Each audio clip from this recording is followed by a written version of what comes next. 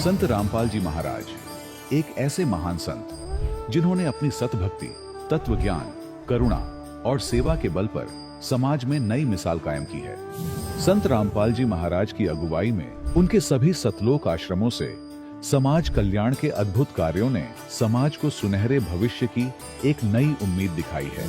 संत रामपाल जी महाराज से नाम दीक्षा लेने के बाद लाखों लोगों की लाइलाज बीमारियां जैसे कैंसर, एड्स आदि ठीक हुई। संत जी के ज्ञान से प्रेरित होकर उनके अनुयायियों ने लाखों यूनिट रक्तदान किया। संत जी ने लाखों बहन बेटियों का दहेज मुक्त विवाह करवाया।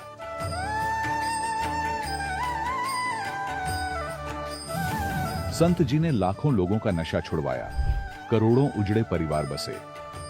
संत जी के आश्रमों में समागम के दौरान निःशुल्क नेत्र चिकित्सा, दंत चिकित्सा प्रदान की जाती है। संत रामपाल जी महाराज द्वारा समय समय पर पर्यावरण संरक्षण के उद्देश्य से बड़े स्तर पर वृक्षारोपण किया जाता है। संत जी ने जरूरतमंदों को तत्काल राहत पहुंचाने के लिए एम्बुलेंस सेवा शुरू की। संत जी अपने अनुयायियों को देहदान के लिए प्रेरित करते हैं, जिससे मानवता की सेवा और चिकित्सा क्षेत्र में सुधार हो सके। संत रामपाल जी महाराज के सभी आश्रमों में हर रोज निःशुल्क भंडारा आयोजित किया जाता है, जहां हर वर्ग, हर जाति और हर धर्म के लोग एक साथ बैठकर भोजन करते हैं।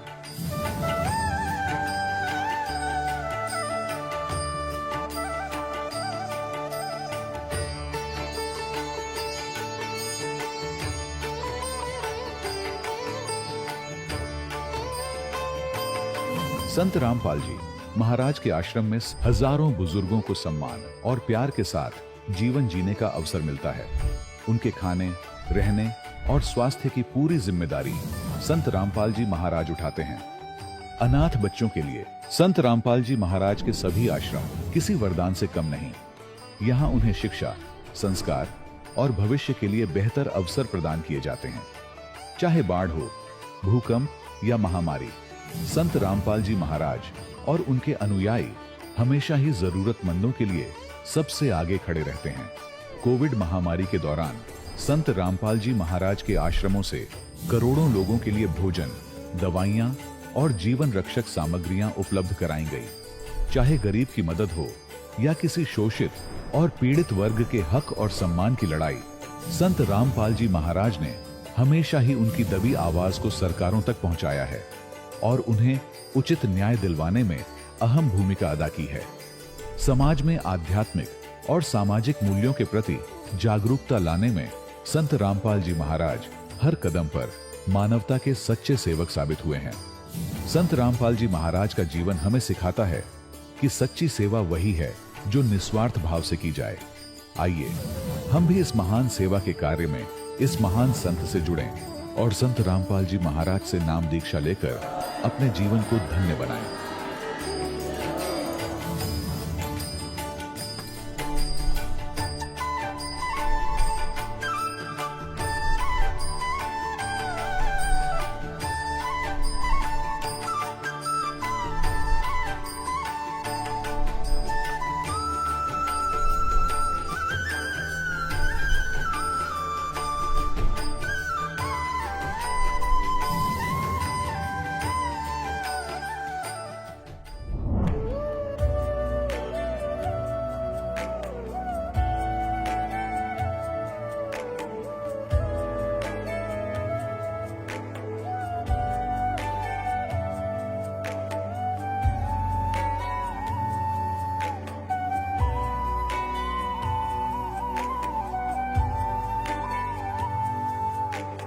कौन ब्रह्मा का पिता है, कौन विष्णु की मां, शंकर का दादा कौन है, हमको दे बता। ये जानने के लिए कृपया सुनिए। जगत गुरु तत्वदर्शी संत रामपाल जी महाराज के अमृत वचन सर्व पवित्र धर्मों के पवित्र शास्त्रों के आधार पर। सत साहिब दर्शकों, जब कोई व्यक्ति अपने जीवन में पूरी श्रद्धा के साथ अपने धर्म में प्रचलित हर परंपरागत भक्ति साधना करे और फिर भी उसके जीवन में कष्ट और परेशानियां कम होने के बजाय बढ़ती ही जा रही हों, तो फिर उस व्यक्ति की आस्था का डगमगाना स्वाभाविक हो जाता है। दर्शकों, कुछ ऐसी ही कहानी थी मध्य प्रदेश के रहने वाले कमलेश जी की। कमलेश जी विशेष रूप से शिव जी और दुर्गा के बहुत बड़े भक्त थे। उन्होंने अपने जीवन में हिंदू धर्म की लगभग हर विधि अपनाई, मंदिरों में घंटों तक पूजा की, कथा कीर्तन सुने, अनेकों मंत्रों के जाप किए और व्रत उपवास भी रखे, लेकिन फिर भी उन्हें अपने जीवन में न तो मानसिक सुख मिला और न ही शारीरिक सुख। लेकिन दर्शकों, आज कमलेश जी का कहना है कि जब से मैंने संत रामपाल जी महाराज से नाम दीक्षा ली है और उनके द्वारा बताई गई आदि सनातनी भक्ति को अपनाया है, तब से मेरा जीवन पूर्णतः बदल गया है। मेरे जीवन की सारी परेशानियां व शारीरिक कष्ट छू मंत्र हो गए हैं। दर्शकों, आखिर ऐसा क्या हुआ जो आज कमलेश जी अपनी भक्ति साधना को शास्त्र विरुद्ध और संत रामपाल जी महाराज द्वारा बताई गई भक्ति साधना को शास्त्रों के अनुकूल बता रहे हैं? आइए सुनते हैं कमलेश जी की पूरी कहानी, उन्हीं की जुबानी। सर नमस्कार। नमस्कार सर जी। सर क्या शुभ नाम है आपका? कमलेश दास नाम सर जी मेरा। कहाँ से आए सर आप? मैं एमपी सतना जिले से आया हूँ सर जी। संत रामपाल जी महाराज की शरण में आने से पहले आपने क्या क्या साधनाएं की?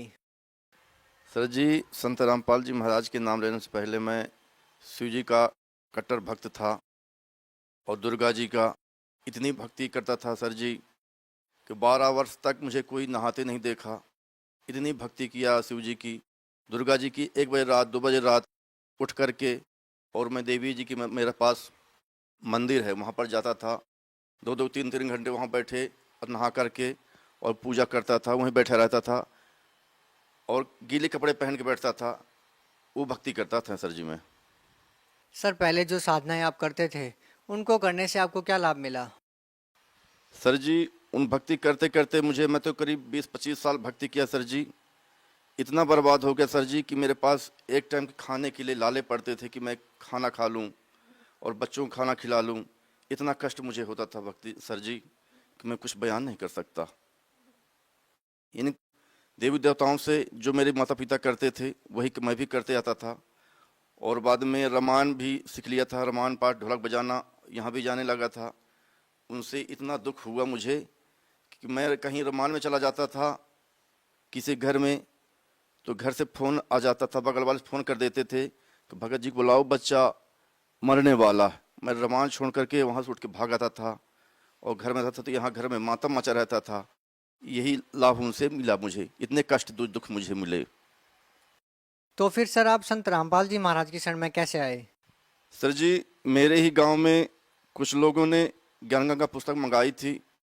मेरी एक छोटी सी दुकान थी, बाल की दुकान थी। उन लोगों ने कहा कि मुन्ना भाई, आपको बहुत कष्ट है, इतना कष्ट आपको देखते हुए हम लोगों को बहुत दुख होता है, आप ज्ञान गंगा पुस्तक पढ़ो। ज्ञान गंगा पुस्तक पढ़ी। मैं पढ़ नहीं रहा था, बोले पढ़ो। मैंने कहा इसमें तो ये ब्रह्मा विष्णु महेश की बुराई लिखी हुई है, मैं नहीं पढ़ूंगा। तो बोले कि आपका कष्ट इसी तो दूर होगा, ये सतगुरु रामपाल जी महाराज में आए हुए हैं, आप उनसे उपदेश लो, आपके बच्चे कष्ट वहीं से दूर होगा। बच्चे को इतना कष्ट होता था सर जी, जब भी सोता था वो 8वीं और 9वीं कक्षा में था तब स्कूल साल में 6 महीने या 4 महीने गए होगा, इसके पहले नहीं गया था। एक बार इतना कष्ट उसका होता था कि 3-3 4-4 घंटे उसको होश नहीं आते थे उस बच्चे को। फिर उन्होंने कहा आप टीवी में आता है सत्संग सतगुरु रामपाल जी महाराज का, उसे देखो आप। मैं उसको थोड़ा देखता था तो मैं क्या सोचता था कि ये तो चिकने चकने हैं, इनकी दाढ़ी मूछ कुछ भी नहीं है, ये गुरु सतगुरु नहीं है। ये थोड़ा देखता था, बंद कर देता था। 2 महीने के बाद थोड़ा थोड़ा देखता, फिर बंद कर देता। इसके बाद में मुझे ऐसा हुआ, एहसास हुआ कि लोगों ने कहा कि आप वहाँ जाओ। मैंने कहा अगर सतगुरु हैं अगर वो, तो मुझे 2 महीने राहत दे दें, मैं उनके शरण में ज़रूर जाऊँगा। तो उस बच्चे के सर के नीचे मैं रामायण रख देता था, कोई लाभ नहीं होता। हनुमान चालीसा रख देता, कोई लाभ नहीं देता।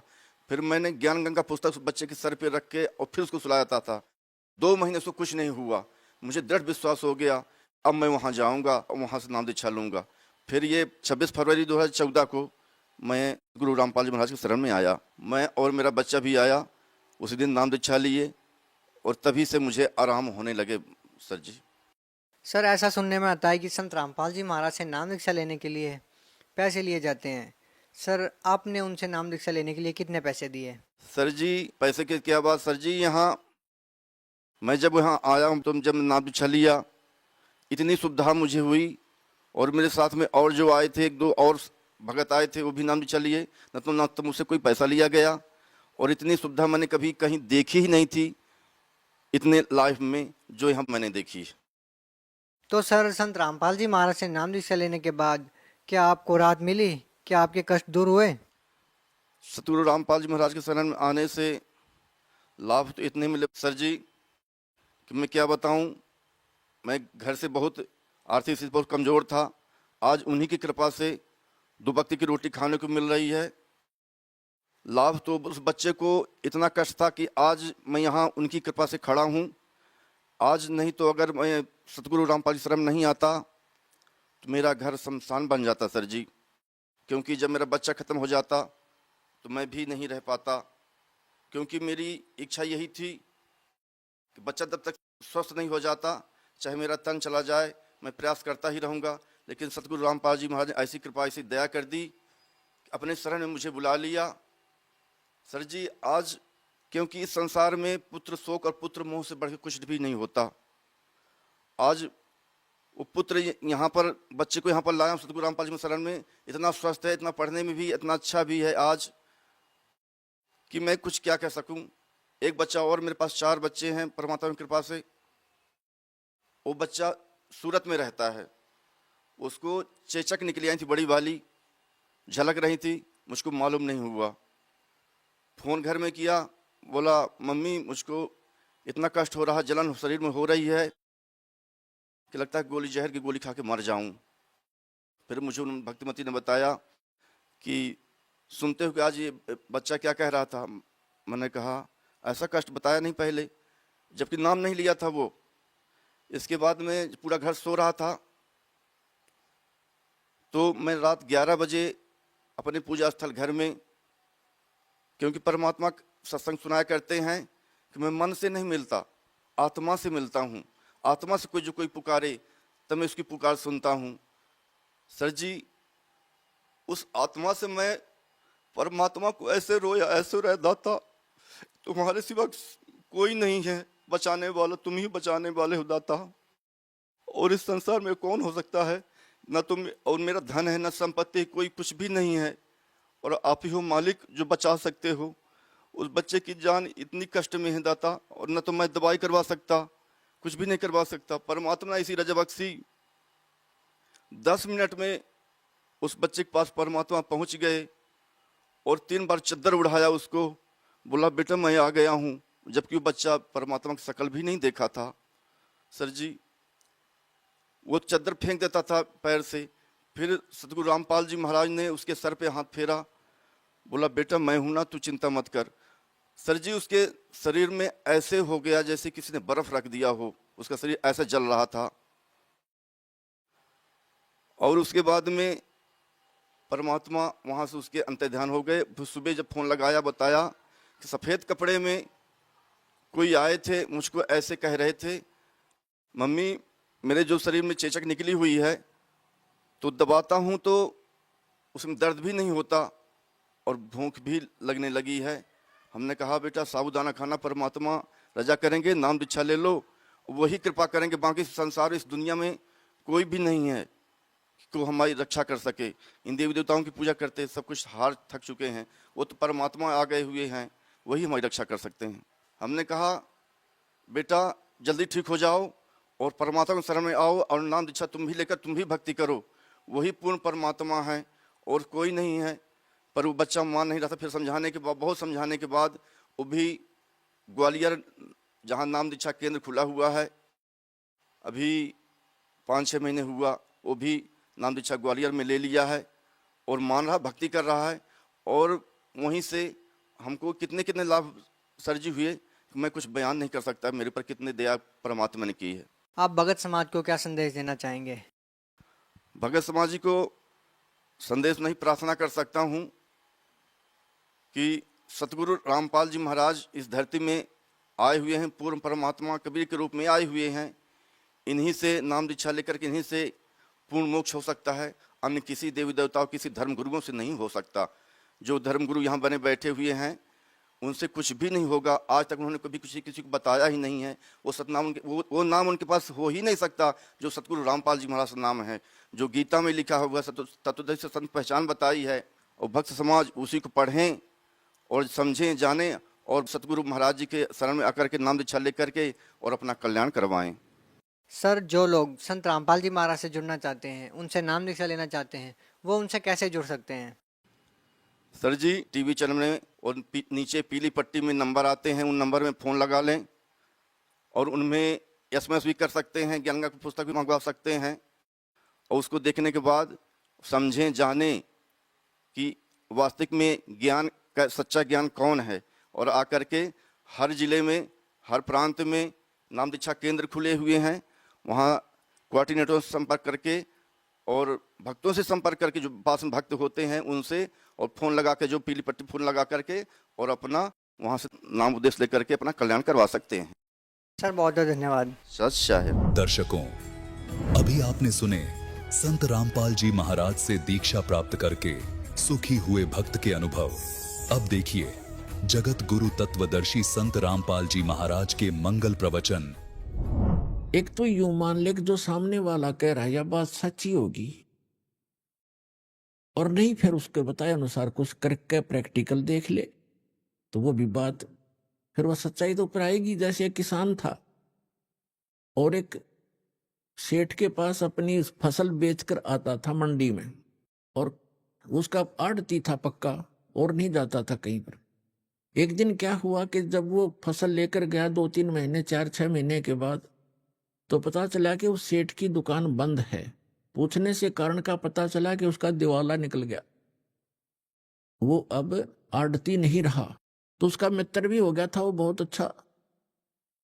अब उसके पास गया, उसके कुछ पैसे भी देने थे, कुछ उधार ले जाता था उससे सेठ, वो किसान। उसके घर गया सेठ के, उससे पूछा सेठ जी क्या बन गई? भाई बहुत बुरा हाल हो गया, मेरा तो घाटा लग गया बिजनेस में बहुत गना और मेरा दिवाला निकल गया, रोजी रोटी को भी दूभर हो गए, कुछ रास्ता बता मेरे को मित्र। अब किसान को तो अपने ही प्रोसेस का पता था, प्रोसीजर का। कहने लगा भी मैं तो अपना खेती बाड़ी के बारे में बता सकता हूँ और तेरी मदद कर दूंगा जितना मेरे से हो सकेगी। आप वहाँ खेती कर लो, हमारे गाँव में चलो, आपको कुछ ठेके पर कुछ मैं अपनी जमीन बहुत है वैसे दे दूंगा और आप उसमें बोलो, बीज भी उधारा दिवा दूंगा, जमीन को बहाने वाले व्यक्तियों को भी रोक दूंगा, 2-4 महीने तेरे को पैसे नहीं लेंगे और अपना कर लो आप फसल। उसने सोचा चल भाई ठीक है, जब ये इतना साथ दे रहा वो चला गया किसान के साथ। अब किसान ने बताया कि 10 एकड़ जमीन है, इसको पहले हल से बहा दे, इसका घास खत्म हो जाएगा। घास खड़ा था उसमें, तो उसने किसी किराए के हाली को लिया, उससे बहा दिया। अब कुछ दिनों के बाद उसमें फिर घास हो गया, तो किसान ने कहा कि इसको एक बार फिर बहा दे। उसको कई बार बहाना पड़ता है, अक्सर तरह कुछ ऐसे हैं। उसके बाद समय आने पर फिर उसमें वर्षा होगी, वर्षा होने से पर कहा कि अब इसमें बीज बो दे, गेहूं बो दे। उसने गेहूं बीज दिया या बाजरा बीज दिया। अब वो तो लाला जी था, रोजाना के 200-400 रुपये लेता था, गले में तो उठाता था। हर वहां चवन्नी नहीं आ रही, रोज खर्च ही खर्च हो रहा है। और डेली लिख रहा है, बाई वाले ने लिए 5 रुपये, दूसरी बार लिए 5 रुपये, तीसरी बार लिए 15 रुपये तो खर्च हो लिए उसके। इनकम अभी कोई आशा नहीं। जब उसने गेहूं बीजे, गेहूं का भी हिसाब ला लिया, बीज 50 रुपये का बीज गेहूं का, वो भी लिख लिया। उधार थे, देने तो थे ही उसने सोचा बड़ी बात बिगड़ी भाई, आता कुछ नहीं, जा ही रहा है। फिर देखा वो गेहूं बोने के बाद क्या देखा, खेत में सारे में घास उग गया। उसको पता था नहीं प्रोसेस का। वो सारे में गेहूं उग गए थे, सारा हरा भरा हो रहा, और वो माथे बात लाइव बैठा। उसने ये सोचा था इसमें फिर घास जाम गया, मित्र कहेगा इसने फिर बवा दे, तो किसान भी घूमता फिरता चला गया देखने के लिए अपने मित्र की खेती, देखूं कैसी लगी है, बहुत बढ़िया लगी थी। तो उसने पूछा, भाई कैसे बैठा है सेठ जी, ऐसे क्यों चिंतित है? कहने लगा, भाई मित्र मैं तो जाऊं अपने घर में, क्या बोला, फिर घास जाएंगे इसमें आप कहोगे फिर बवा दे, इसमें 5 रुपये फिर लगेंगे। तब वो हंसा उसका मित्र के, नहीं ऐसी बात नहीं है, अब नहीं कहूंगा बहाने के लिए, अब तो ये फसल उगी तेरे, ये फसल है, गेहूं होंगे। अब उसका ना जच्चे, क्योंकि उसको पता नहीं था कि गेहूं अभी बनेंगे कैसे, इसमें गेहूं तो मिट्टी में डाल दिए, सारे खराब हो गए। वो तो उनको देख रहा कि गेहूं तो खराब हो गए। अब कहने लगा तो विश्वास रख। उसको विश्वास यूं था कि उसका साथी भी ऐसा ही कर रहा था, अगियो भी ऐसे बोल रहा था, उस थोड़ा दिल डट रहा था, पर जच्चा कती नहीं थी। और जब वो परिपक्व हो गए, गेहूं डाले थे 1 एकड़ में 40 किलो, और फिर वहां निकले काफी, उसमें ऐसे होते थे 20-30 मन। तो जब वो गेहूं पक गए, उसमें बाली आली, बाली को उसने फोड़ कर देखा, उसमें गेहूं थे। ओहो, तब उसको विश्वास हुआ कि सच में जो मित्र कह रहा था आज वो सारी सच्ची पाई। तो अपने आत्माओं, ऐसे ही ये जो ज्ञान है आप प्रथम बार सुन रहे हो, और इस भगवान के विषय में भी आप प्रथम बार सुन रहे हो। बहुत से, क्योंकि प्रथम समझो, जिसने अब ज्ञान लिया, यहां से उपदेश लिया, वो प्रथम ही समझा जाता है। तो दास जो आपको बता रहा है, दास ने भी वही काम किया है जो आपको समझा रहा हूं, बता रहा हूं, और फिर आपके साथियों को भी ये लाभ हुए हैं। तो आप इनको देखकर और इस ज्ञान को आधार बनाकर ये करते रहना, एक दिन विश्वास आप पे हो जाएगा। तो इस प्रकार हम जो साधना किया करते थे वो गलत करते थे। अब जैसे आजकल एक बहुत दुर्दांत घटना घटी हुई है, आत्मा रो रही है, उन अपने भाई बहनों की मृत्यु के ऊपर दुख हो रहा है। कबीर साहब कहा करते, साच कहूं तो जग माने नहीं, साच कहूं जग मारन धावे, और झूठ कही ना जाई हो। और साच को ये मानते नहीं, झूठों जगपति आई हो। इन झूठों पर विश्वास किए बैठे इन आचार्यों और शंकराचार्यों, संतों, मंडलेश्वरों, नकली ऋषियों और भय ऋषियों और संतों और सदगुरुओं पर ये गलत ज्ञान दे रहे हैं, गलत साधना बता रहे हैं। कहते हैं तीर्थ व्रत करें तरबीता, और वेद पुराण ये पढ़त हैं गीता। इनको ज्ञान नहीं, और ये इन तीर्थ व्रतों को जो कर रहे हैं, ये सारी शास्त्र विरुद्ध साधना है, ये अच्छी नहीं। तो अभी हम सुन रहे हैं, खबरें सुन रहे हैं, केदारनाथ नाम का एक धाम है जो हिंदुओं के लिए परम पूज्य और मोक्ष का स्थान बताया गया था नकलियों द्वारा। और वो श्रद्धालु जैसे ही गुरुजी बताते हैं, बच्चे तो वैसे ही करते हैं, विद्यार्थी वहां चले गए। अब वहां पर सुनने को आ रहा है कि 20,000 व्यक्ति तो मर चुके हैं। वो पुजारी वहां गए थे, भक्त। अपने आत्माओं, सबसे बड़ा हादसा है इस कलयुग का यो, जहां पर इतने भगत मर गए हों, और आसपास के वैसे बहुत से लोग भी मारे गए जो वहां रहा करते थे। तो इन धामों की स्थापना कैसे हुई? अपने आत्माओं, आज आपको एक ऐसे धाम जैसा जगन्नाथपुरी नाम का जो धाम है, उसके विषय में दास जानकारी देगा। अमरनाथ के बारे में, अमरनाथ धाम के बारे में, वैष्णो देवी के धाम के बारे में, स्थान के बारे में, तीर्थ के बारे में, और भी अन्य बहुत से। ये तीर्थ कैसे बने, दास ने बहुत बार आपको समझाया है, और उनको आपने सुना भी। आज आपको बताते हैं कि वो जगन्नाथपुरी के अंदर जगन्नाथ धाम कैसे बना। क्योंकि हमें लोकवेद सुना रखा था, सारी झूठी कथा सुना रखी थी, और वो परमात्मा स्वयं आकर सच्चाई बताते हैं, और अपने ऊपर सारी आप ही समझाते हैं हमें, एक दास बन के, अपने आप को एक भगत दिखा के। और क्या कहते हैं, पीछे लग गया जाऊं था मैं लोकवेद के साथ, रस्ते में सतगुरु मिले एक दीपक दे दिया हाथ। कबीर साहब कहते हैं, पीछे लग गया जाऊं था मैं लोकवेद के साथ। लोकवेद माने अक्षेत्र, उस लोक में, उस स्थान में, उस देश में चल रही परंपरागत साधनाएं जो सत्य ना हो, सदग्रंथों से मेल ना खाती हो, उसको लोकवेद कहते हैं। ये दास पहले श्री कृष्ण श्री विष्णु जी का पक्का पुजारी था, इष्ट रूप में मानता था, समर्पित था। साथ में हनुमान जी का पुजारी, शंकर भगवान का पुजारी, बाबा श्याम जी का पुजारी, जो परंपरागत पूजाएं थी। और मंगलवार का व्रत 25 वर्ष रखा इस दास ने। सालासर एक धाम है चूरू जिला में, स्थान है मंदिर हनुमान जी का, वहां जाया करते। वहां पर इसी बूंदी सी मूर्ति रखी है जो पत्थर से की शकल ना उसकी कुछ भी कोई ना, और वहां माथा टेक टेक रगड़ रगड़ का हमने पत्थर घिसा दिए। अब हमें तो भगवान चाहिए था, आज पाँच पता चला वो लोक वेद था। और परमात्मा के प्यारे हंस सतगुरु मिले स्वामी रामदेवानंद जी, उन्होंने दास का अंधेरा हटा दिया और साथ में तत्व ज्ञान रूपी टॉर्च दे दी कि बेटा इस चांदने में चलिए, रोशनी में भटकना मत मार्ग से।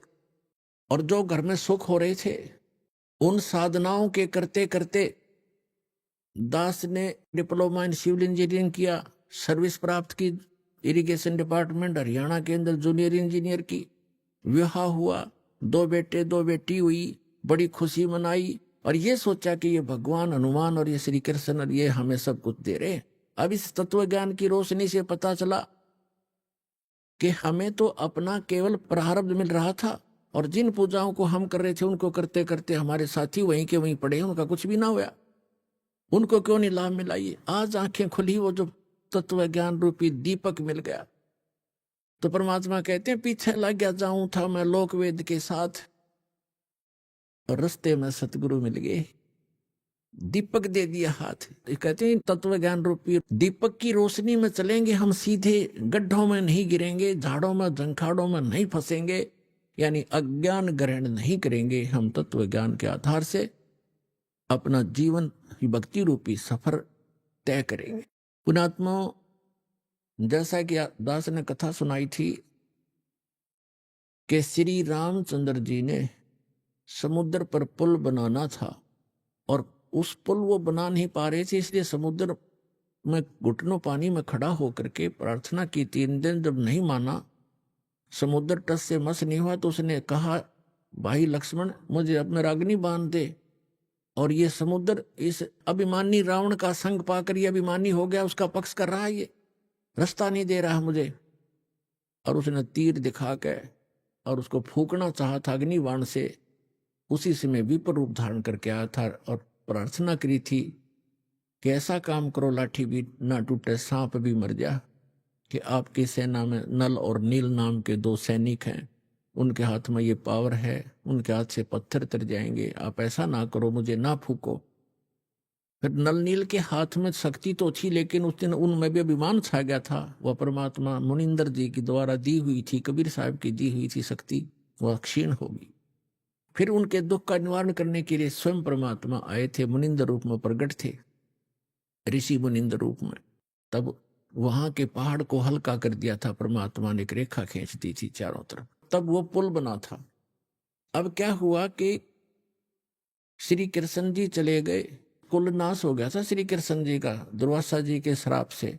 आपस में लड़ मरे थे, पूरा यादव नर यादव कति खत्म हो गए थे। जो गर्भवती बहनें थी वो बची थी, वो संतान बच गई थी, वो तो गर्भ में थी। और श्री कृष्ण भी मारे गए थे तीर के माध्यम से। एक पारधी ने विषाक्त तीर मार दिया उनके पैर में। और वो कौन था? वो त्रेता युग में जब श्री रामचंद्र जी थे उस समय वो बाली था, सुग्रीव का भाई बाली था, जिसको श्री राम रूप में श्री विष्णु जी ने धोखे से मारा था वृक्ष की ओट लेकर। तब उससे ने कहा था कि मरते समय कि आप तो विधि विधान को जानने वाले हो, आपने मुझे धोखे से मारा है, आपने बदला देना पड़ेगा। तब उन्होंने कहा था मैं द्वापर युग में आपका बदला दूंगा। तो वही बाली तो बना था पारधी शिकारी, और श्री कृष्ण श्री राम वाली आत्मा थी ही श्री विष्णु जी। तो उसके पैर में विषाक्त तीर मार के ऐसे ही धोखे से उनकी मृत्यु की थी। उसके बाद वो नगरी ज्यों की त्यों सुनसान पड़ी थी, और वहां यादव की जितनी पत्नियां थी उनको लेकर के अर्जुन इंद्रप्रस्थ में आ गया था। रास्ते में कुछ भीड़ों ने लूट ली थी, कुछ उनके गहने लूट लिए थे, वो बहुत लंबी कहानी है, ये प्रसंग दूसरा है। और एक दिन उड़ीसा में एक इंद्र दमन नाम का राजा था। वो भगवान श्री कृष्ण का पुजारी था, परम भक्त था। स्वप्न के अंदर श्री कृष्ण जी ने दर्शन दिए और कहा कि इंद्र दमन एक मंदिर बना दे और जगन्नाथ नाम रख देना उसका। और एक ध्यान रखना, उसमें कोई मूर्ति ना हो, उसमें कोई पाखंड पूजा नहीं होनी चाहिए। और उसके अंदर एक विपर छोड़ देना, ब्राह्मण विद्वान, और उसके अंदर श्रीमद् भगवत गीता का पाठ करे, सदग्रंथों का ही आधार बनाकर वो ज्ञान देता रहे। कोई पाखंड पूजा मत करना, उसमें कोई मूर्ति स्थापना मत करना। और उन्होंने खुद जाकर सोपन में इंद्र दमन को ले जा करके वो स्थान दिखाया जो समुद्र के किनारे पहाड़ पे था, थोड़ा सा पहाड़ी है, कि यहां बनाना। अब ऐसा कहकर श्री कृष्ण जी चले गए। इंद्र दमन सुबह उठा, उसकी खुशी का ठिकाना नहीं। अपनी पत्नी से कहा कि मुझे आज स्वप्न में परमात्मा दिखाई दिए थे।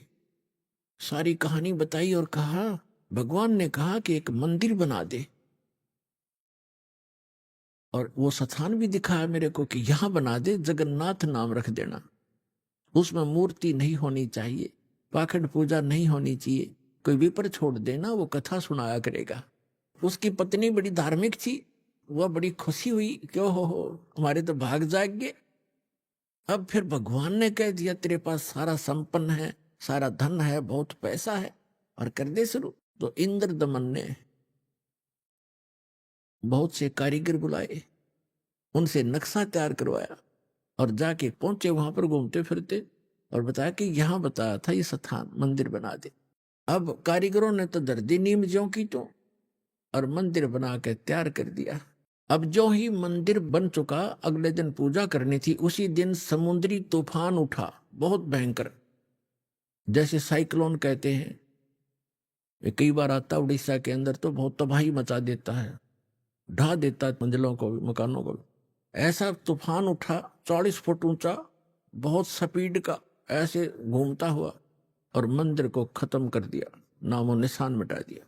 दूसरी बार फिर बनाया, दूसरी बार भी ऐसे ही हो गया, तो ऐसी स्थिति में आती। तीसरी बार फिर बनाया, ऐसे ही। चौथी बार फिर बनाया, क्योंकि आदेश था भगवान का। अपने दुर्भाग्य को कोस रहा था कि भगवान के आदेश का मैं पालन नहीं करा। कहने का भाव ये है कि खजाने का कोस भी खत्म हो गया, और 4-5 बार समुद्र ने ऐसी ही घटना कर दी। राजा बड़ा चिंतित हुआ कि भगवान ने एक सेवा दी थी, मैं वो नीच कर नहीं पा रहा हूं। दुष्टों, दुर्भाग्य है मेरा कि मुंह दिखाऊंगा भगवान को उसके गोलोक में जाकर।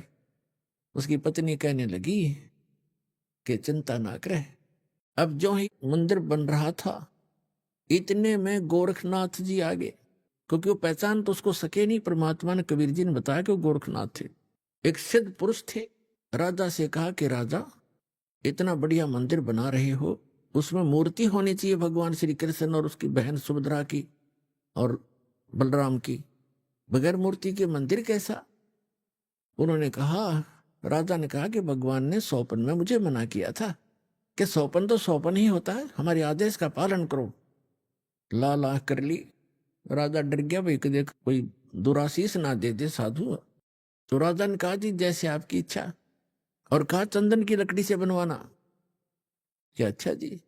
अब कारीगर खोजे, अब मूर्ति बनाकर तैयार करें।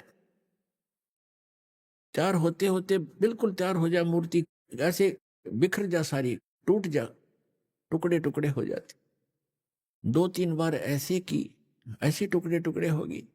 राजा बहुत चिंतित हुआ कि उधर वो सिद्ध पुरुष है, यदि ये मूर्ति नहीं बनवाई तो इन्हों कहेगा तू पहले नाटे था और तेरी नीत में खोट है, मुझे श्राप देवेगा। राजा की नींद हराम होगी। उधर से मंदिर की चिंता, उधर से ये मूर्ति नहीं बन रही है। अब परमात्मा एक कारीगर का रूप बना के, वृद्ध कारीगर जैसा नरसी के पास आए थे, और वहां एक वृद्ध कारीगर, कति वृद्ध 80 वर्ष आयु दिखा रहे हों जैसे लीला करें, और कहा राजन मैं बड़ा अनुभवी कारीगर हूं, और मैंने बहुत से ऐसी चंदन का बहुत बड़ा मास्टर हूं, और मैंने सुना है कि यह मूर्तियां बन नहीं पा रही, मैं मूर्ति बना दूंगा। राजा ने बड़ी खुशी हुई कि अनुभवी व्यक्ति दिखा है और मेरी शायद बात बनेगी। कहा जी ठीक है बनाओ, अभी मंगा देता हूँ चंदन की लकड़ियां। कहने लगा मुझे एक कमरे में बंद कर दो, जब तक ये मूर्ति ना बन जावे मैं बाहर नहीं निकलूंगा। वैसे नहीं बनेंगी ये मूर्तियां, और अब बनने के बाद मैं अपने आप आ जाऊंगा, चिंता मत करना। और तुम बीच में मुझे डिस्टर्ब ना करना, डिस्टर्ब करोगे तो मूर्ति जो कि तुम जितनी बन चुकी होंगी उतनी रह जाएंगी। राजा ने बोला जी ठीक है, जैसे आपका। उसका भोजन पानी अंदर रखवा दिया सारा। अब वो नाथ जी आ गया।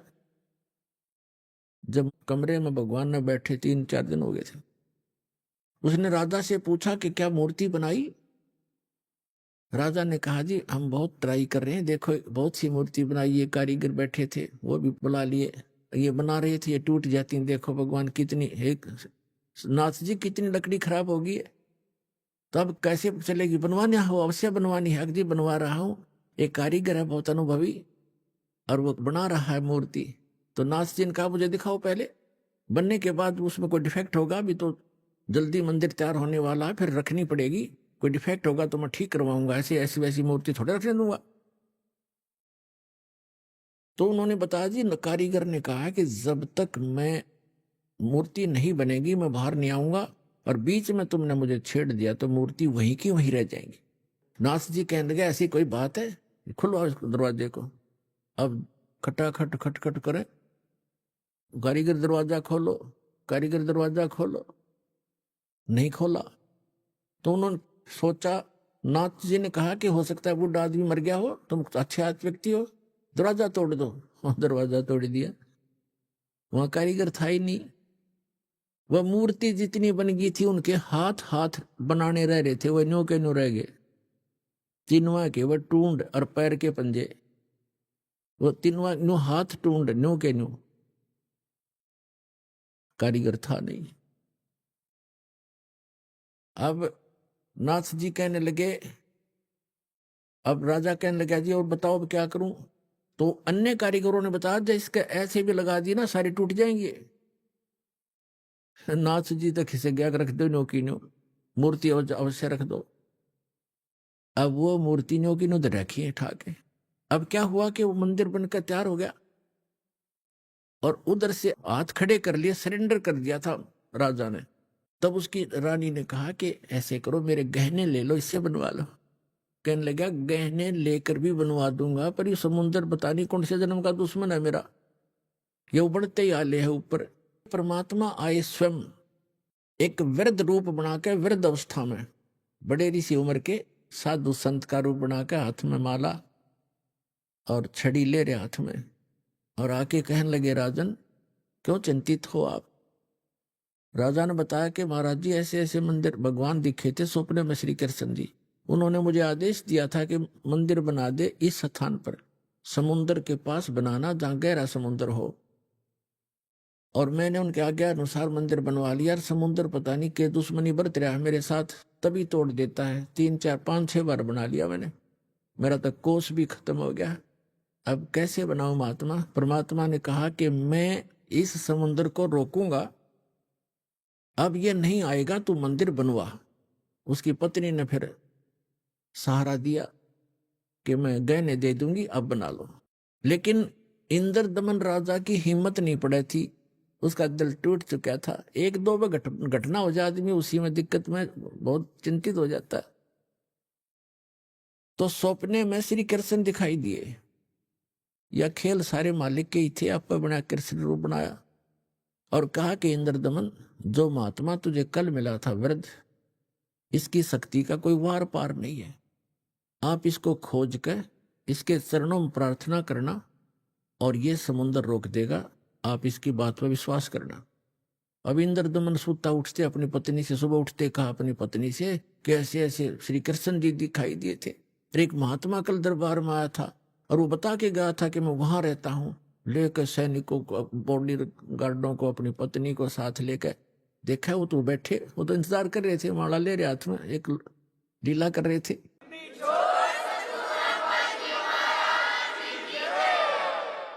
चरणों में मत्था टेक्या और कहा भगवान आप समुद्र रोक दो, मैं बना दूंगा मंदिर। परमात्मा ने कहा कि एक चबूतरा बना दे, चौरा, चौरा कहते हैं हम यहाँ, चबूतरा कहते हैं। जिधर से समुद्र उठकर आता है उस किनारे पर, समुद्र के किनारे पर एक चौरा बना दे, चबूतरा, वहां बैठ कर मैं भजन करूंगा भगवान का। वो तो लीला कर रहे थे। भगवान का तो मंदिर टूटने लग रहा, भगवान ना बचा पा रहा जिसको हम भगवान मानते थे। बोले ठीक है, चबूतरा तराश का पत्थर बड़ा बढ़िया वो बना दिया, चबूतरा चौराक बोलते हैं उसको। और वहां परमात्मा बैठ के माला लेकर, एक वो समरणी, ऐसे समरणी होती है, ये एक हाथ सारा लेकर बैठ जाते हैं, उसको फावड़ी सी बोल रहे हैं उसको, वो साथ में लेकर बैठ गए। नु मंदिर बनकर तैयार हो गया कति, और मूर्ति उधर से मालिक ने बनाई दी थी। वह समुद्र एकदम उठा 40 फुट ऊंचा और तूफान का रूप धारण किया, और परमात्मा ने ऐसे कर दिया। अब जहां वो था समुद्र वहीं रुक गया, इतना वेग से आ रहा था वो पानी, ऐसा रुक गया जैसे पहाड़ बन जाता है, ना नीचे जावे ना ऊपर, ना आगे ना सरके, वहीं खड़ा हो गया।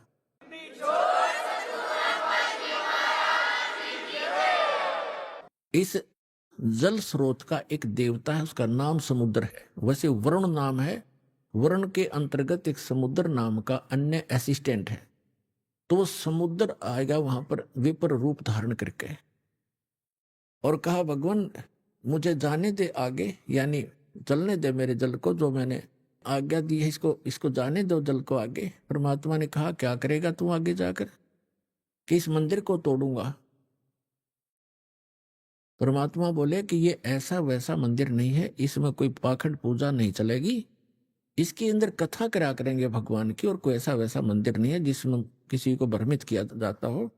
और ये एक भवन है भगवान का, यह कथा होती है, इसको मत तोड़ तू।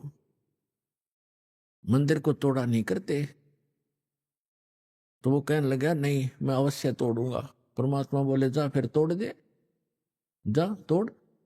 कहने लगा मैं आपकी शक्ति के सामने मैं निष्क्रिय हो गया हूं, आपसे अर्ज करता हूं आप हट जाओ रास्ते से। अगर नहीं अब नहीं हट सकता, मैंने वचन दे रखा है। तू क्यों तोड़ता है इसको, तेरे क्या दुश्मनी है तेरी इसके मंदिर के साथ? तब समुद्र ने कहा कि जब ये श्री कृष्ण ये जगन्नाथ श्री राम रूप में था, इसने मेरी बेइज्जती करी थी, इसने मुझे डरा धमकाया था, अग्नि बाण दिखाया था, मेरी इंसल्ट करी थी, उसका बदला लूंगा, इसको खत्म करूंगा, नहीं बनने दूंगा इसका यहाँ पर। तब परमात्मा ने कहा कि देखो इसको तो तू तोड़ नहीं सकता, तेरे में हिम्मत है तो तोड़ दे। फिर कहने लगा जी मुझे कोई विकल्प बताओ, मेरी इज्जत रह जाए। कहने लगे जाके उसकी द्वारका को डुबो ले, वो खाली पत्थर खाली पड़ा है, और यहां आसपास भी नहीं आ जाना, 1 मील दूर भाग जा यहां से, तेरी खैर नहीं। अगर फिर भी तो दोबारा इधर आ गया था। आज प्रमाण है जगन्नाथ के मंदिर को दास देख कर आया था, सिर्फ कुछ भक्तों को साथ लेकर ये देखने के लिए कि वास्तविकता है क्या।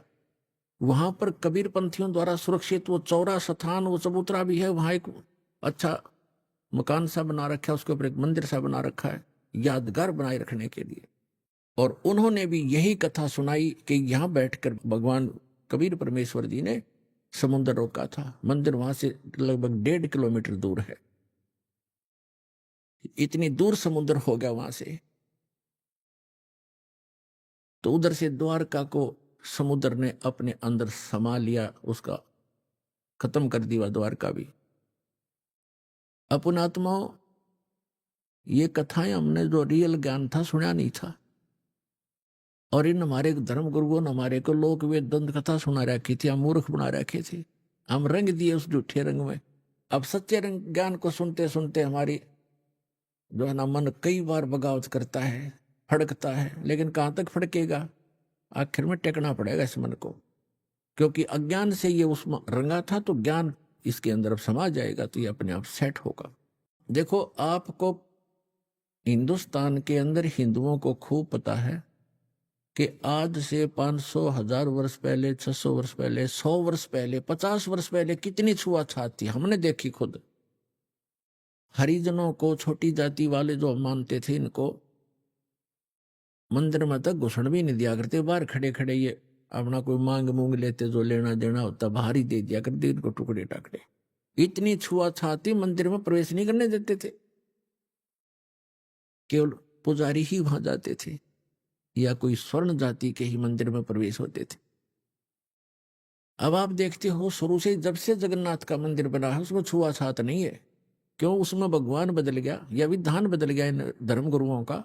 वहां क्यों नहीं छुआछात? कोई जवाब नहीं इनके पास। अब सच्चाई क्या है ये दास बताएगा। अब जब वो मंदिर बनकर तैयार हो गया और मूर्ति स्थापना कर दी, अगले दिन उसकी पूजा करनी थी।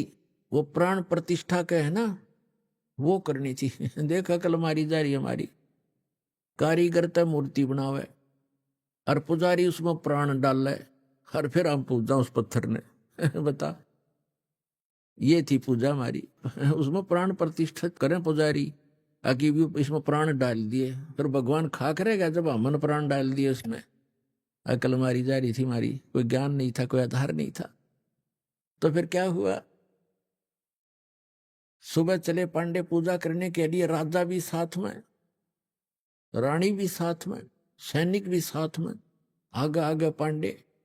और परमात्मा वहां घूमते थे, उनको पता था ये शूद्र है।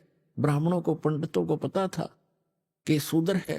परमात्मा जगन्नाथ के मंदिर के गेट के बीच में खड़े हो गए उस दिन, जिस दिन वो आए थे पूजा करने के लिए। अब परमात्मा ने पीछे मुंह कर लिया, जिधर से वो आ रहे थे मंदिर को देख रहे थे, ऐसे खड़े खड़े, जैसे अजनबी व्यक्ति देखा करता पहली बार आके। अब जो ही वो मुख्य पांडा सामने आया, पहले तो वो मंत्र मंत्र करता नहीं देखता होता, तुझे कोई देख रहा कि नहीं, आज तू सबसे प्रमुख है। सामने निकट आकर देखा कि एक शूद्र खड़ा है गेट पर। परमात्मा को उसने ऐसे हाथ मारा और परमात्मा इतनी दूर गिर गए जाके और कहा, शूद्र तुझे शर्म नहीं आती? तो ऐसे पवित्र मंदिर के द्वार पर खड़ा है, दूर मर जाए यहां से। तूने अछूत कर दिया सारे मंदिर को। अब परमात्मा एक तरफ बैठ के जाके, जैसे एक ऐसा ही व्यक्ति बैठ जाता है, एक तरफ नो करके बैठ गए। अंदर जाकर क्या देखते हैं? वो तीनों मूर्ति उस अछूत का रूप धारण किए हुए हैं। अरे क्या हो गया, अरे ये क्या हो गया, ये कोई जादूगर है, ये अछूत कोई जादूगर है, देखो मूर्ति कैसी बन गई है। परमात्मा थोड़ी देर में फिर वलीला खत्म कर दी, वो नो के नो श्री कृष्ण खड़े। फिर उन्होंने मांझे धो गंगा जल से शुद्ध करो, ये तो अछूत ने अपवित्र कर दी। वो सारा कुछ उन्होंने कर करा के अपना फारिग हुए, मंदिर चालू हो गया। उधर से क्या हुआ? उस मुख्य पांडे ने, जिसने भगवान का धक्का मारा था, धक्काए थे, उसके सारे शरीर में कोढ़ शुरू हो गया। कोढ़ ही हो गया। वो चाम कटकट पड़े, सारी रात रोए चिल्लावे, सारी जड़ी बूटी करवा ली, सारी सतुति प्रार्थना। भगवान कृष्ण का कट्टर पुजारी था, उसको अर्ज कर लिया।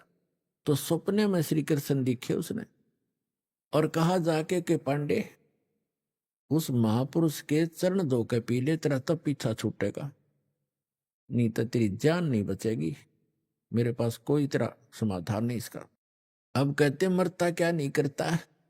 उसने अपने साथी पांडे बुलाए और कहा, भी भगवान ने ऐसे ऐसे कहा है, मेरा बुरा हाल है, और ऐसे आदेश दिया है भगवान ने, क्या करूं मैं? वो कहने लगे, क्या फर्क पड़ता है, जान बच जाएगी। हर चल चरणामृत ले ले, उसके माफी मांग ले, क्षमा याचना कर ले। अब परमात्मा बैठे थे वहां, घूमया करते हो तो काम ही सारे थे।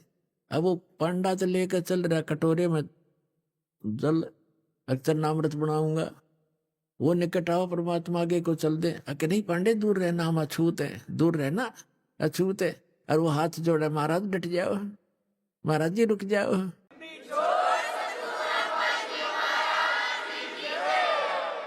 मैं मर गया, मेरा बुरा हाल है। कि नहीं, आप अछूत, आपको अछूत के निकट नहीं आना चाहिए।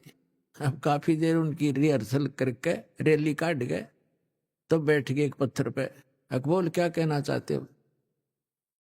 उन्होंने कहा, जी ऐसे ऐसे मुझे कोढ़ लग गया, मेरा कुछ समाधान बताओ। आपके चरण धोकर पीऊंगा, श्री कृष्ण जी ने बताया है। परमात्मा बोले, अच्छी बात है, लेकिन केवल चरण धोने कर पीने से नहीं बनेगी बात। मैं जो कहूं वो करना पड़ेगा, अगर जो कहोगे वही कर लूंगा। इस मंदिर के अंदर कोई छुआछात नहीं होगी। यदि तुमने छुआछात की तो तुम्हारी सबकी यही दशा फेर हो जाएगी, जो भी इसमें छुआछात करेगा। और एक पत्तल में शूद्र और ब्राह्मण रोटी खाओगा। मंजूर है? अकजी मंजूर है कि ठीक है, ले जा चरणामृत। चरणामृत ले गया ने बोला 40 दिन नहाइए, इसने सुरक्षित रखना, बाल्टी में थोड़ा बहुत डालते रहना, नहाता रहना और इसमें से पीते रहना, 40 दिन में ठीक होगा। कि तो फिर बीच में क्यों तुरंत ठीक हो जाए तो फिर भूल जाए आदमी। तो ये दास उस मंदिर को देखकर आया था, सन 2000 की बात है। कुछ भक्त हमारे साथ थे, तो वहां एक पांडा था गाइड। हमने उनसे पूछा कि हमने ऐसे ऐसे सुना है कि यहाँ कोई छुआछात नहीं, कि नहीं कोई छुआछात नहीं है, यहाँ पांडा भी पुजारी भी अगर आवश्यक हो और कोई भी आओ यहाँ पर अछूता हो, कोई सब इकट्ठे बैठकर खाते हैं खाना। मैं बोला भाई सारे मंदिरों में ऐसा नहीं है, तो इसमें क्यों ऐसा है कि छुआछात नहीं है? कि ये लीला है भगवान की, लीला है जगन्नाथ की। तो बात हुई जगन, ये कोई सिर पैर है तुम्हारी बात का? लीला है जगन्नाथ की। दूसरे मंदिरों में जगन्नाथ कहाँ गया जहां तुम किसी ने घोषणा बना दिया करते? फिर मैंने उससे प्रश्न किया कि हमने सुना है कि ये मंदिर पहले कई बार टूटा, 6 बार टूटा, फिर कैसे बना भाई, ये किसने बनवाया? कि लीला है जगन्नाथ की। बता कोई खाक है इनका उत्तर? लीला है जगन्नाथ की।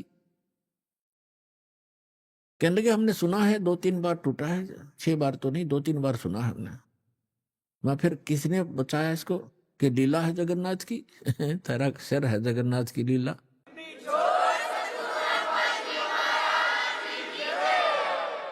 कक्का पता नहीं, दुनिया बंडा जी मूर्ख बना रखे वहां पर। उसमें मूर्ति रखने का आदेश नहीं था, तुमने मूर्ति रख रखी है। अर्ध रात तेरी बीत गई थी, सौपन में दिखे घनश्याम, इंद्र दमन एक मंदिर बनवा दे, जगन्नाथ हो जिसका नाम। इंद्र दमन एक मंदिर बनवा दे, जगन्नाथ हो जिसका नाम। अर्ध रात्रि बीत गई थी, सौपन में दिखे घनश्याम, इंद्र दमन एक मंदिर बनवा दे, जगन्नाथ हो जिसका नाम। इंद्र दमन एक मंदिर बनवा दे, जगन्नाथ हो जिसका नाम। सुन राजा एक भवन बना दे, संग समुद्र गहरा हो, गीता जी का ज्ञान चले वहां, विपर कथा कोई कह रहा हो। ना मूर्ति न पाखंड पूजा, वो सहज स्वभाव से रह रहा हो। योग युगत की विधि बतावे, जिससे मन इंद्री पर पैरा हो। कलयुग में जो नाम जपेगा, उसके सरेंगे सारे काम। इंद्र दमन एक मंदिर बनवा दे, जगन्नाथ हो जिसका नाम। इंद्र दमन एक मंदिर बनवा दे, जगन्नाथ हो जिसका नाम। अर्ध रात्रि बीत गई थी, सौपन में दिखे घनश्याम, इंद्र दमन एक मंदिर बनवा दे, जगन्नाथ हो जिसका नाम। इंद्र दमन एक मंदिर बनवा दे, जगन्नाथ हो जिसका नाम। 5 बार मंदिर बनवाया, श्री कृष्ण जी के कहने से। मंदिर टूटा अवशेष बचाना, वो तेज समुद्र बहने से। 5 बार मंदिर बनवाया, श्री कृष्ण जी के कहने से। मंदिर टूटा अवशेष बचाना, वो तेज समुद्र बहने से। कहे कबीर अब मंदिर बनवाओ, यो टूटे ना मेरे रहने से। 6 बार मंदिर बनवाया, राजा ने रानी के गहने से। कहें कबीर अब मंदिर बनवाओ, ये टूटे ना मेरे रहने से।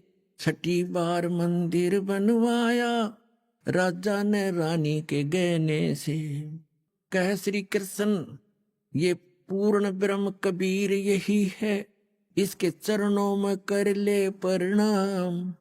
इंद्र दमन एक मंदिर बनवा दे, जगन्नाथ हो जिसका नाम। अभी आपने सुने संत रामपाल जी महाराज के मंगल प्रवचन। आइए अब सुनते हैं संत रामपाल जी महाराज से नाम दीक्षा लेकर सतभक्ति करके अद्भुत लाभ प्राप्त करने वाले अनुयायी के विचार।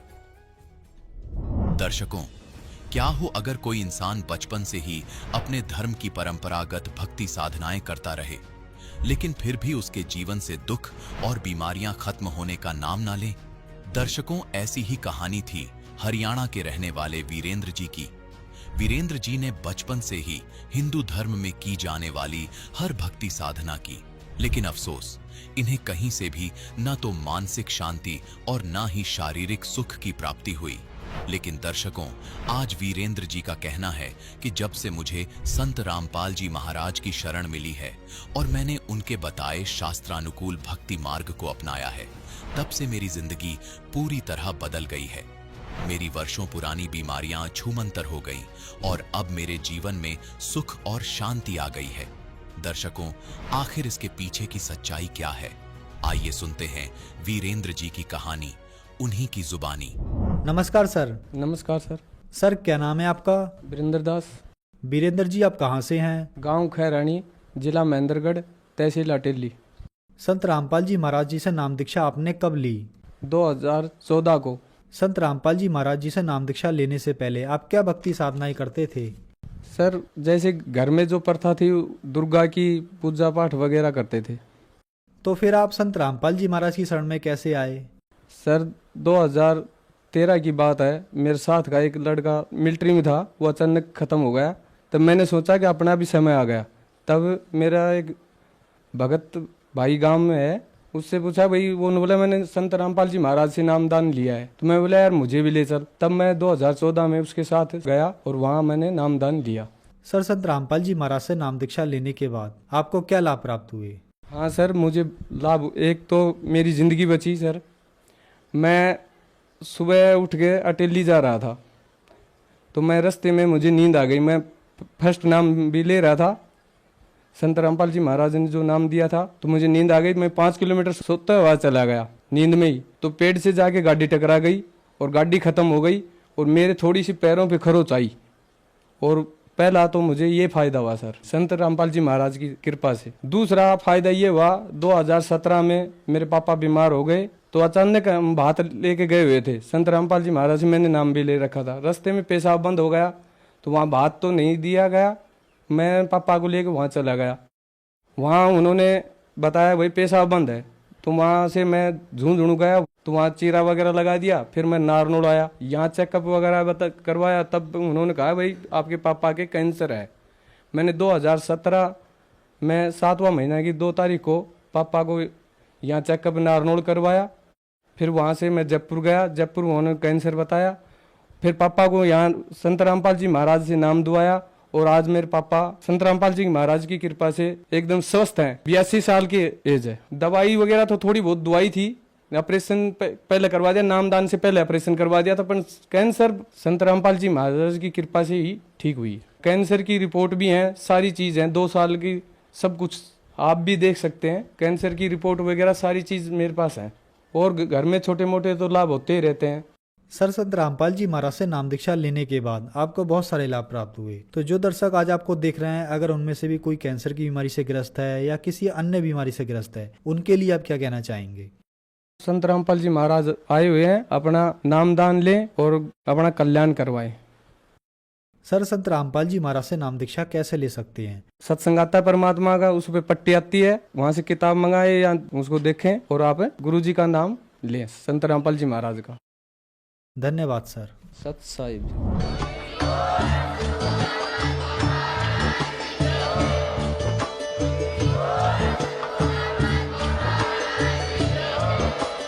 आप सुन सुन रहे थे जगत गुरु तत्वदर्शी संत रामपाल जी महाराज जी के मंगल प्रवचन। अधिक जानकारी के लिए विजिट कीजिए हमारी वेबसाइट www.jagatgururampalji.org। संत रामपाल जी महाराज जी के शुभ आशीर्वाद से पूरे विश्व भर में 500 से भी ज्यादा नाम दीक्षा केंद्र हैं, जिन पर संत रामपाल जी महाराज जी द्वारा ऑनलाइन निशुल्क नाम दीक्षा दी जा रही है। अपने नजदीकी नाम दीक्षा केंद्र का पता करने के लिए संपर्क करें 8222880541।